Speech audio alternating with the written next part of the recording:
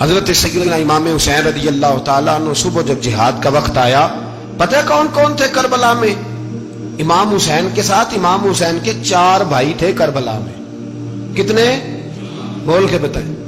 حضرت علی کے 4 بیٹے، عباس بن علی، جن کو حضرت عباس کہا جاتا ہے نا، علمدار، یہ حضرت علی کی دوسری زوجہ میں سے عباس بن علی بھی تھے، اور ابو بکر بن علی بھی تھے، عمر بن علی بھی تھے، عثمان بن، یہ حضرت علی کے بچوں کے نام ہیں۔ یہ آپ کے شہزادے امام حسین کے ساتھ شہید ہوئے، ان کا نام صرف اس لیے نہیں لیا جاتا کہ ان کا نام خلفائے ثلاثہ کے نام پہ، حضرت علی نے اپنے یاروں کے نام پہ رکھا ہے تو تم نے کربلا کے میدان سے خارج کر دیا۔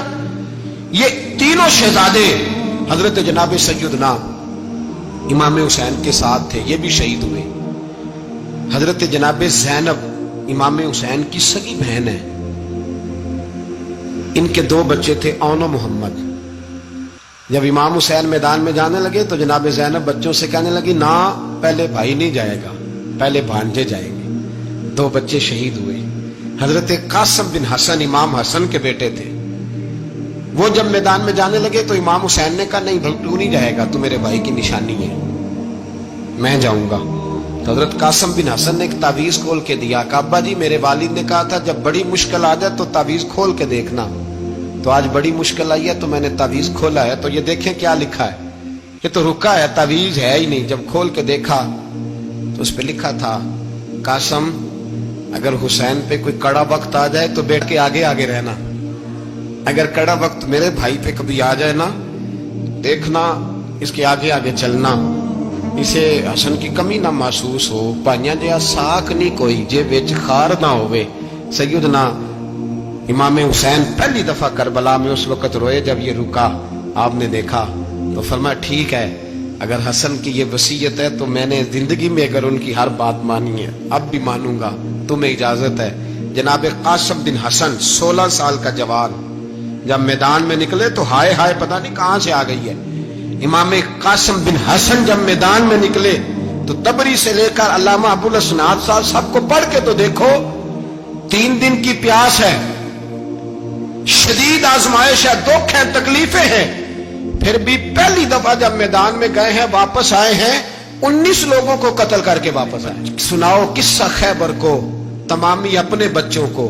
علی کی داستان سن کے دلوں سے ڈر نکلتا ہے، علی کی داستان سن کے دلوں سے، یہ جو بچے ڈر رہے ہیں نا، وہ چمگادڑ آ گئی، کاکروچ آ گیا، یہ خوف نکل جائے گا اگر حضرت قاسم بن حسن کی بات سنیں گے۔ درجنوں لوگ آپ نے قتل کیے۔ ایک دفعہ آئے، کہا چاچا یزید کا لشکر تو بڑا بزدل ہے، اگر چند قطرے پانی میرے حلق سے گزرے تو میں سارے کاٹ کے لے آؤں گا آپ کے پاس، چند قطرے۔ لیکن تھوڑی دیر گزری، عمر بن سعد کہنے لگا، اکیلے اکیلے جاؤ گے تو علی کا پوتا ہے، یہ سب کو مار دے گا، کٹھے جاؤ۔ چاروں جانب سے تیر برسے، ایک تیر لگا آ کے گردن کے پیچھے، بس جناب سیدنا قاسم بن حسن گھوڑے سے نیچے گرے۔ تو جناب زینب حوصلہ کر کے آنسو سمیٹ کے کہنے لگی، میں دیکھ رہی ہوں پردے کے پیچھے سے حسین میرے بھائی کا بیٹا گر گیا ہے، جا اسے اٹھا کے لا۔ حضرت امام حسین ان کو اٹھا کے لائے تو امام حسین نے سینے سے لگایا ہوا تھا تو ان کے پیر، ان کا قد لگتا تھا امام حسین سے زیادہ ہے، اٹھا کے لایا، لٹا دیا گیا۔ امام حسین کے اپنے بڑے بیٹے میدان میں نکلنے کو، علی اکبر نام ہے، جب جن لوگوں نے حضور کو نہیں دیکھا تھا، وہ جب کہتے نا ہم نے نبی پاک کا دیدار نہیں کیا تو بتاؤ کس طرح کے تھے، تو بتایا جاتا تھا کہ جناب علی اکبر کا دیدار کرو، ہم شبیہ مصطفیٰ۔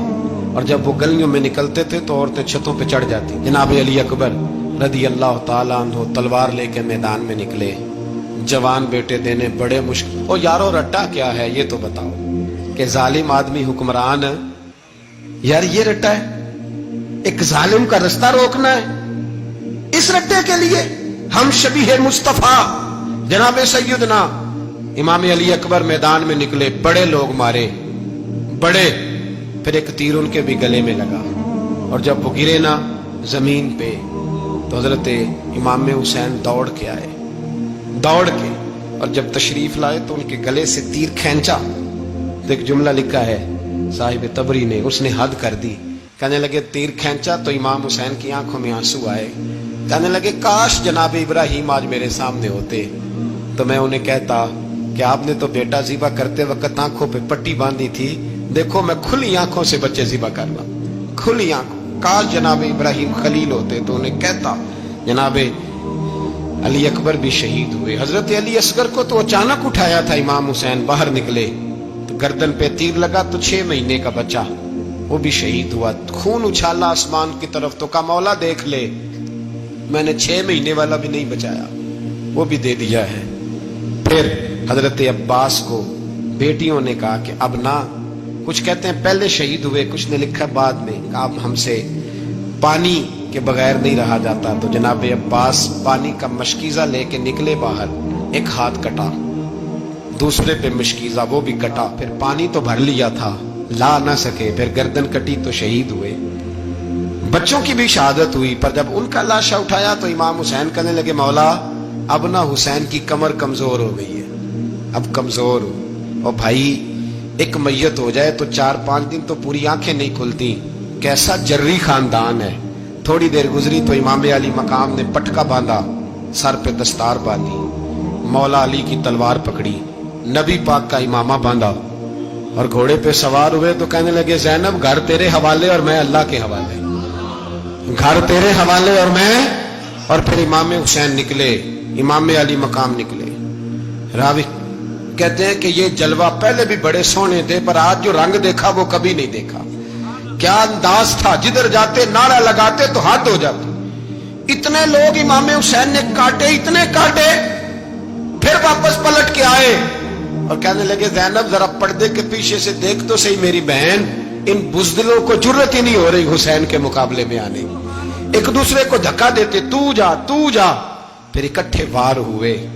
یہ کون ہے کٹا ہوا، لباس ہے پھٹا ہوا، یہ بال یقین حسین ہے، نبی کا نور عین ہے۔ پھر چاروں جانب سے تیر برسے تو امام علی مقام چونکہ نماز کا وقت ہو گیا تھا، اترے گھوڑے سے، خون بہ رہا تھا، گرم ترین ریت سے تیمم کیا، سر سجدے میں رکھا، اور جب شمر آپ کی گردن کاٹنے لگا تو کہنے لگے ٹھہر جا ذرا رب سے ایک بات کر لینے دے، اور پھر بولے امام حسین، کہنے لگے مالک تو اب بتا کہ حسین سے راضی ہے کہ ناراض ہے، تو بتا۔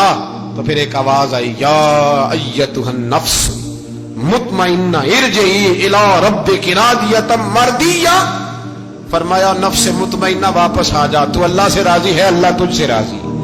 امام حسین وہاں شہید ہو گئے۔ اب یہ قافلہ امام حسین کا سر کاٹ، ذرا دیکھنا غور کرنا، سر کاٹ کے نیزے پہ رکھا ہے، جسم کربلا میں پڑا ہے، عورتوں کو گھوڑوں پہ بٹھا کے لے جایا گیا یزید کے دربار میں۔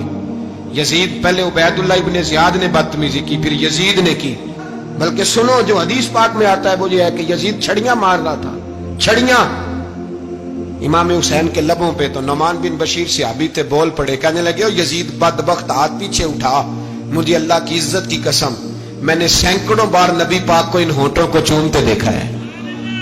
حضرت جناب زینب عورتوں کے مجمع میں پیچھے ہو کے بیٹھی ہیں۔ یزید کے پاس جب پہنچا لشکر تو یزید کہنے لگا دیکھو اللہ نے مجھے عزت دی اور میرے مخالفوں کا کیا حال ہوا۔ تو بی بی زینب بول پڑی، اتنے صدمے سہے پر آواز توانا ہے، جاندار ہے۔